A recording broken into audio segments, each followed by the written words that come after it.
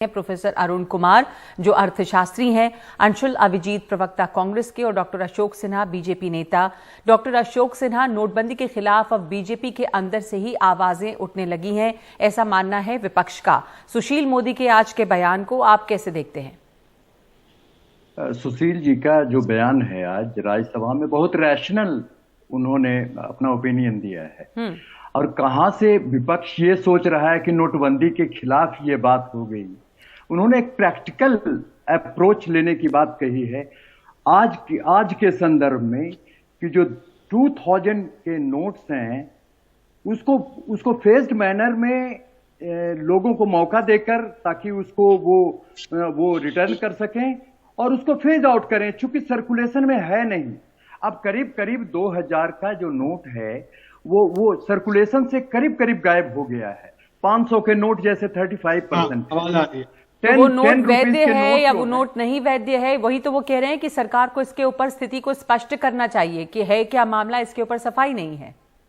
नहीं, लेकिन उन्होंने आशंका जताई है कि इसका इस्तेमाल जिस तरह से सर्कुलेशन में कम हो गया तो इसका इस्तेमाल निश्चित रूप से होर्डिंग में हो रहा है और वो इलीगल एक्टिविटी में हो रहा है, ह्यूमन ट्रैफिकिंग में हो रहा है, टेरर फंडिंग में हो रहा है।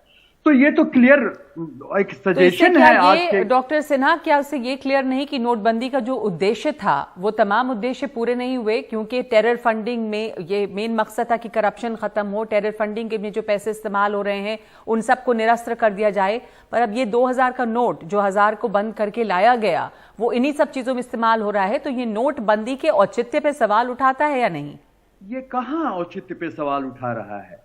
उन्होंने तो कहा जिस तरह से 1000 के नोट खत्म किए गए और नए नोट्स 500 के जो हैं 35% सर्कुलेशन में हैं, 10 रुपीज के जो हैं वो 23% सर्कुलेशन में हैं और 2000 के नोट्स जो हैं 1.3% के हैं। तो भाई ये निश्चित रूप से कहीं इसका गलत इस्तेमाल हो रहा है। सलाह दिया है सरकार को कि आप इसको भी बंद कर दीजिए, ये जो नए नोट हैं इनको बंद कर दीजिए। ठीक है, ठीक है। अंशुल अभिजीत, आप कैसे देखते हैं इसमें कोई औचित्य पे सवाल नहीं उठाया जा रहा है, ये सरकार को एक सलाह है और सरकार शायद अपने अंदर खेमे से ही आती हुई सलाह पर कार्रवाई करेगी। पर आप लोगों को क्या लग रहा है कि ये सलाह जो है अब देर से ही सही सलाह है? ये नहीं, आपने सही शब्द का इस्तेमाल किया नगमा जी। असमंजस है एक सरकार में और उनको आर्थिक नीतियों की समझ बिल्कुल नहीं है, उन पकड़ ही नहीं है। एक अनाड़ीपन है, एक कच्चापन है। जो नोटबंदी थी पहले में, जो शुरुआत में जो नोटबंदी आई, उसका कोई आर्थिक, उसमें कोई वो तर्क नहीं था, कोई आर्थिक लॉजिक नहीं था। वो एक सियासी एक फैसला था, वो कैसे विपक्ष को खत्म करे उसका ये फैसला था। क्योंकि जो एक प्रधानमंत्री ने काले धन हटाने की जिस बात की वकालत की कि लोगों को कुर्बानियां देनी होंगी, वहां पर लोग लाइन में जो मर गए, उन्होंने कहा कि नहीं, कुर्बानियां लोगों को देनी होगी क्योंकि जो अमीर आदमी है वो और परेशान हो रहे हैं। इस तरह के तर्क लाएं। आप अच्छी तरह जानती हैं नगमा जी कि जब काला धन जो उद्देश्य था तो कभी पूरा हुआ नहीं। जितने भी 15 लाख करोड़ और 15,44,000 करोड़ जो थे वो वापस बैंक में आ गए। और इतना ही नहीं, आरबीआई अरुण जेटली ने उसके बाद ये कहा कि जो वापस पैसे आए उनमें से 31% वैसे थे उन बैंक अकाउंट में आए जो 80 लाख से ज्यादा जिनके वो बैंक अकाउंट में ज्यादा धन था। तो गरीब जो अमीर आदमी था उसने ज्यादा पैसे वापस दिए, उन्होंने तो अपना पैसा लॉन्डर कर दिया और कोई भी उद्देश्य इसका पूरा नहीं हुआ। तो हम पूछते हैं कि भाई आपने ऐसा किया क्यों? और अगर नकली ऐसे नोट जवाब देंगे कि आखिर इसके पीछे, नोटबंदी के पीछे कोई तर्क नहीं नजर आया और अब जो सवाल उठ रहा है, जो भी उस समय किया गया, अब वो उसका फायदा क्या हुआ? अब वही मांगे उठ रही हैं कि पहले 1000 का बंद किया गया था नोट, 2000 का लाया गया, अब 2000 के नोट उन्हीं तब कामों के लिए इस्तेमाल हो रहे हैं। तो नोटबंदी तब हुई ही क्यों थी? इससे हासिल क्या हुआ? ये नगमा, पहले तो हम आपको बता दें कि नोटबंदी के ऐतिहासिक परिणाम मिले। आप देखिए कि जिस तरह से बहुत ज्यादा फाइनेंशियल इंक्लूजन था और जिस तरह से यूपीआई का सिस्टम, डिजिटल पेमेंट के यहाँ सिस्टम बहुत ज्यादा आ गए और मैं समझता हूं कि वर्ल्ड में सबसे ज्यादा आज ये सब्जी वाला और वेंडर, ठेले वाला, हर किसी के पास डिजिटल पेमेंट के साधन हैं। एक दूसरी जो अभी कांग्रेस के बंधु बोल रहे थे कि वो एकदम फ्लॉप कर गया। तो नोटबंदी जो है वो डिजिटल पेमेंट में शिफ्ट करने के लिए किया गया था। एक वन ऑफ द ये भी पर्पस था, ऐसी बात नहीं है, इसको रूल आउट कैसे कीजिएगा, ये हमारा एक पर्पस था कि इसको बहुत ज्यादा डिजिटल पेमेंट में करें। उससे क्या होता है, एक दूसरे आप देखे होंगे कि इनकम टैक्स पेई ऑन रिकॉर्ड ज्यादा आ गए, और तो क्या ये ब्लैक मनी को अनर्थ करने का एक साधन नहीं था क्या? ठीक है, तो अगर ये ब्लैक मनी को अनर्थ करने का साधन था तो उससे कितना ब्लैक मनी अनर्थ हुआ और क्या वो ब्लैक मनी वापस नहीं आ गया सिस्टम में? तो प्रोफेसर अरुण कुमार भी हमारे साथ हैं, पहले उनसे समझ लेते हैं, अर्थशास्त्री हैं। ज्यादा बढ़ गए, ठीक है, डायरेक्ट मनी आने लगा। ठीक है, प्रोफेसर अरुण कुमार आपका क्या कहना है सर? देखिए, ये बहुत ज्यादा कंफ्यूजन दिखाता है, क्योंकि जब नोटबंदी किया था तो इस आधार पे किया था कि ब्लैक का मतलब कैश होता है, तो कैश को निकाल देंगे तो ब्लैक खत्म हो जाएगा। लेकिन जैसे मैं बार बार कहता हूं कि जो कैश होता है वो ब्लैक इकोनॉमी के जो वेल्थ होती है उसका 1% से भी कम होता है, और हमें पता है कि 99% तो वापस आ गया, तो 1% भी नहीं निकला। तो ना ब्लैक इनकम जनरेशन खत्म हुआ और ना ब्लैक वेल्थ खत्म हुआ। तो इसलिए नोटबंदी तो एक तरह से पूरी तरह से फेल हो गया, क्योंकि ब्लैक इनकम जनरेशन पे कोई असर नहीं पड़ा।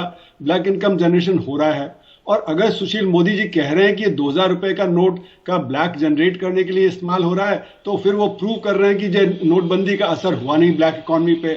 फिर जो सुशील मोदी जी कह रहे हैं कि जो इससे होर्डिंग हो रही है, तो अगर होर्डिंग हो रही है तो प्रचलन होना चाहिए, नहीं होना चाहिए प्रचलन। वो कह रहे हैं कि जो उससे टेरर फाइनेंसिंग हो रही है, उससे इलीगल एक्टिविटी हो रही है। तो एक तरफ तो कह रहे हैं कि होर्डिंग हो रही है, दूसरी तरफ कह रहे हैं उसका प्रचलन हो रहा है। तो वहां पर भी मुझे लगता है कि बहुत ज्यादा कंफ्यूजन है। फिर तीसरी बात यह है कि आप बड़े नोट रखते क्यों हैं? बड़े नोट इसलिए रखे जाते हैं क्योंकि अर्थव्यवस्था बढ़ती रहती है और बड़े नोटों की जरूरत होती है, ट्रांजैक्शन बढ़ जाते हैं। तो यानी कि अगर आप 2000 में जीडीपी देखें और 2022 में जीडीपी देखें तो डॉलर टर्म में वो 8 गुना बढ़ गई है। और अगर डिवैल्यूएशन मतलब वो जो रुपये का जो गिरावट आई है उसको उसमें जोड़ दें तो कम से कम 10-12 गुना हुआ है। फाइनेंशियल ट्रांजैक्शन जोड़ दें तो 20 गुना हो गया है जो हमारा जीडीपी 2000 के कंपैरिजन में, जो फाइनेंशियल ट्रांजैक्शन के पॉइंट ऑफ व्यू से अगर देखा जाए तो इसलिए बड़े नोटों की जरूरत होती है। 2015 में आरबीआई ने जो फाइनेंस मिनिस्ट्री को कहा था कि हमें 2000, 5000 और 10,000 रुपए के नोट की जरूरत है, क्योंकि उस समय तक 1000 रुपए के नोट थे और वो पर्याप्त नहीं होते थे। बहुत ज्यादा नोट लोगों को ले जाने पड़ते थे, हमारे देश में असंगठित क्षेत्र बहुत है। तो मिनिस्ट्री ऑफ फाइनेंस ने कहा कि 2000 तो ठीक है पर 5000, 10,000 अभी नहीं करेंगे। लेकिन अब समय आ गया है, अब हमने देखा कि जो नोटबंदी के पहले 18 लाख करोड़ रुपए की जो करेंसी इन सर्कुलेशन थी वो 30 लाख करोड़ रुपए हो गई है। यानी कि हमारा जो कैश टू जीडीपी रेशियो बढ़ता ही चला जा रहा है, यानी कैश की रिक्वायरमेंट बढ़ती चली जा रही है। हालांकि जो भी डिजिटाइजेशन ने किया पर कैश की रिक्वायरमेंट तो बढ़ रही है। तो आरबीआई को फिर बहुत ज्यादा 500 रुपए के नोट इशू करने पड़ेंगे और उससे कोई ब्लैक इकोनॉमी पे असर पड़ने वाला नहीं, क्योंकि वो जो कोई 500 रुपए का रख लीजिए चाहे 2000 का रख लीजिए, जो भी आपको रखना है आप रख सकते हैं। तो इसलिए मेरा मानना है कि 2000 रुपए के नोटों को खत्म करने से कोई बात बनने वाली नहीं है। ये एक बड़ी कंफ्यूज थिंकिंग की दिखाती है हमारे अर्थव्यवस्था में। और एक जो आपने बात कही अभी कि जो बड़े करेंसी नोट रखे जाते हैं वो इसलिए क्योंकि आपकी अर्थव्यवस्था वैसे बढ़ती है, इसलिए बड़े नोटों की जरूरत पड़ती है। लेकिन दुनिया के तमाम जो बड़े देश हैं, जैसे आज सुशील मोदी ने भी राज्यसभा में कहा, चाहे आप अमेरिका की बात करें, डॉलर देखें, बहुत बड़े डिनोमिनेशन की करेंसी नहीं इस्तेमाल होती अक्सर। तो उसके पीछे क्या औचित्य है? वहाँ पे इस्तेमाल ज़्यादातर देशों में नहीं है बड़े नोट, बल्कि ऐसे मुल्क जैसे कि शायद अगर इंडोनेशिया हो, थाईलैंड हो, इस तरह के देशों में हम देखते हैं कि बड़े डिनोमिनेशन ज्यादा चलते हैं। देखिए, ऐसा है कि ये निर्भर करता है कि आपकी अर्थव्यवस्था में किस प्रकार से ट्रांजैक्शन होते हैं। तो यूएसए में जो ट्रांजैक्शन है वो बहुत ज्यादा इलेक्ट्रॉनिक फॉर्म में होते हैं, सबके पास credit card, debit card, electronic transfer के जरिए होते हैं। हमारी अर्थव्यवस्था में जहां 94% लोग असंगठित क्षेत्र में काम करते हैं उनके पास ये जरिया नहीं होता है, तो वो कैश में प्रिफर करते हैं। फिर जैसे जापान है, जापान में जो कैश टू जीडीपी रेशियो वो 18% है और वहां पे ब्लैक इनकम जनरेशन बहुत कम है। लेकिन नाइजीरिया में कैश टू जीडीपी रेशियो सिर्फ 1.5% है, जबकि वहां पे ब्लैक इनकम जनरेशन बहुत ज्यादा है। स्वीडन है, वहां पे कैश टू जीडीपी रेशियो 1.5% है, जबकि वहां पे बहुत क्लीन अर्थव्यवस्था है। तो कैश से सिर्फ ब्लैक इनकम जनरेशन नहीं होता है, ब्लैक इनकम जनरेशन तो गैर कानूनी काम करने से, अवैध काम करने से है। और प्रधानमंत्री ने खुद ही कहा कि हमारे देश में तो सिर्फ 15 मिलियन टैक्स पेयर हैं जो इफेक्टिव टैक्स पेयर हैं। तो हालांकि संख्या बढ़ गई, 7 करोड़ हो गई जो टैक्स फाइल करते हैं, पर उसमें 4 करोड़ तो नील रिटर्न फाइल करते हैं, और फिर जो 2.5 करोड़ है वो बहुत कम टैक्स से फाइल करते हैं, सिर्फ 1.5 करोड़ इफेक्टिव टैक्स पेयर हैं। तो नोटबंदी का उस पर भी असर नहीं पड़ा, तो टैक्स जीडीपी रेशियो भी नहीं बढ़ा। हमारा जो डायरेक्ट टैक्स जीडीपी रेशियो है वो बढ़ जाना चाहिए था। अगर काले धन की अर्थव्यवस्था पे असर है, कम से कम वो 5% हुआ करता था, वो 20% हो जाना चाहिए था, तो वो अभी भी 5% ही है। तो इसका मतलब है कि जो हमारा जो बहुत ब्लैक इकोनॉमी पे नहीं पड़ा। साफ तरीके से आपने समझाया कि अर्थव्यवस्था पे क्या असर पड़ा नोटबंदी का। डॉक्टर अशोक सिन्हा, आखिरी कमेंट आपसे, कुल मिला के जो नोटबंदी का जो भी असर हुआ या कुछ असर नहीं हुआ या किसी तरह का कोई फायदा नहीं हुआ, ये असमंजस बना हुआ है और सरकार में यही असमंजस की स्थिति है। 2000 रुपए के नोट को बंद करने की जो मांग है वो भी इसी असमंजस को दिखा रही है।